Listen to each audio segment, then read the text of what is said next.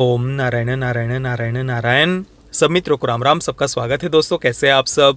तो दोस्तों आज 28 फरवरी को सुपर बॉयज ऑफ मालेगांव के साथ में दूसरी जो बॉलीवुड की फिल्म थिएटर में रिलीज हुई है वो है क्रेजी। जेड के बाद एक्स उन्होंने टाइटल में डाला हुआ है। फिल्म के राइटर और डायरेक्टर है गिरीश कोहली और सोहम शाह इस फिल्म के प्रोड्यूसर है और साथ में ही इसमें वे मुख्य भूमिका में भी है।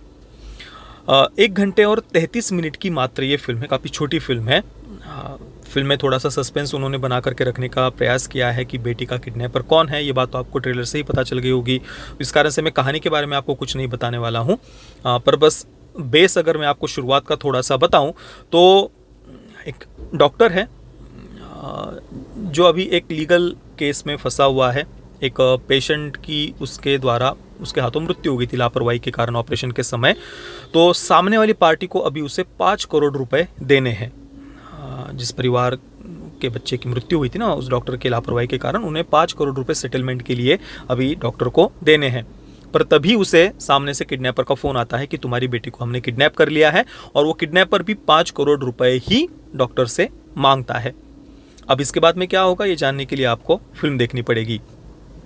देखिए, डायरेक्टर ने अपनी एक अलग क्रिएटिविटी फिल्म स्टोरी टेलिंग में यहाँ पर दिखाई है। जो नॉर्मल यूजुअल जो स्टोरी टेलिंग होती है वैसी यहाँ पर नहीं है। एक सिंगल कैरेक्टर को लेकर पूरी की पूरी फिल्म है। जो सोहम शाह का पात्र है डॉक्टर का, वही आपको पूरी फिल्म में स्क्रीन पर दिखेगा।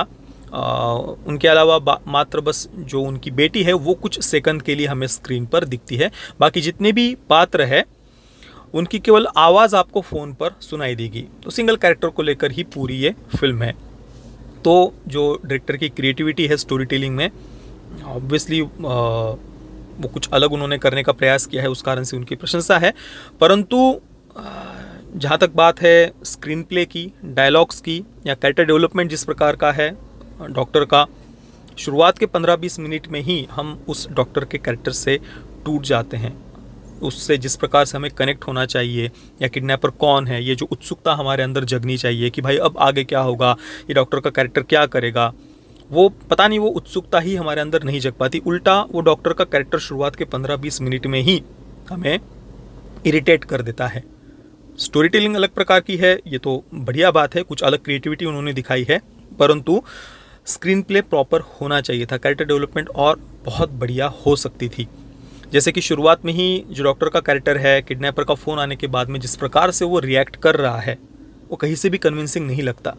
उसके बाद में वो अपनी पत्नी से और पत्नी के अलावा उसकी अभी जो पार्टनर है जिसके साथ वो शायद फिजिकल रिलेशनशिप में है, शायद नहीं, उसी के साथ वो फिजिकल रिलेशनशिप में है, तो उनके साथ में वो फ़ोन पर जिस प्रकार से बात कर रहा है, किडनैपर के साथ में जिस प्रकार से वो बात कर रहा है, सामने वाले कैरेक्टर्स फ़ोन पर उससे जिस प्रकार से बात कर रहे हैं, उनकी आवाज़ हो या जिस प्रकार से उनके रिएक्शंस है, कुछ भी बात लॉजिकल नहीं लगती है।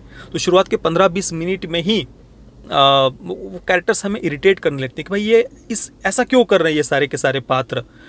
भले ही ठीक है, पिता का बेटी के प्रति कभी प्रेम नहीं रहा है, ये उन्हें दिखाना है, परंतु फिर भी वो कन्विंस नहीं कर पा रहे डायरेक्टर हमें कि जो मेन कैरेक्टर है डॉक्टर का, वो जिस प्रकार से इस पूरी घटना पर रिएक्ट कर रहा है वो और कन्विंसिंग होना चाहिए था, प्रॉपर वे में उसे प्रस्तुत किया जाना चाहिए था, जो यहाँ पर डायरेक्टर नहीं कर पाए हैं।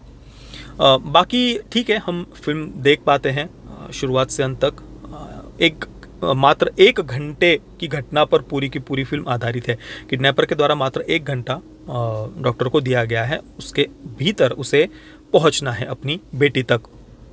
तो इस बीच में बहुत सारे प्रॉब्लम्स उसके रास्ते में आते जाते हैं। वो क्या है, क्यों आते हैं, और किडनैपर ने क्यों ऐसा किया है, कौन मुख्य किडनैपर है, वगैरह वगैरह। जो शुरुआत में सबसे पहला संदेह हमारा जिस पर जाता है, तो ऑब्वियसली वो बात तो होगी नहीं, तो क्या इसके पीछे का मेन मोटिव है, रीज़न है, ये सब कुछ जानने के लिए आपको फिल्म देखनी पड़ेगी।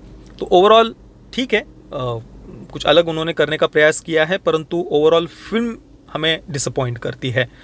परफॉर्मेंस सोहम शाह का अच्छा था, उन्होंने अपनी तरफ से तो दिया है अपना 100%, परंतु कैरेक्टर वो हमें इरिटेट करता है। जिस प्रकार से उसे लिखा गया है या जिस प्रकार से जो बातें वो बोल रहा है, डायलॉग्स वगैरह, संवाद, वो बातें उतनी कन्विंसिंग नहीं लगती है। उसका रिएक्शन कई सारी बातों पर हमें इरिटेट करता है।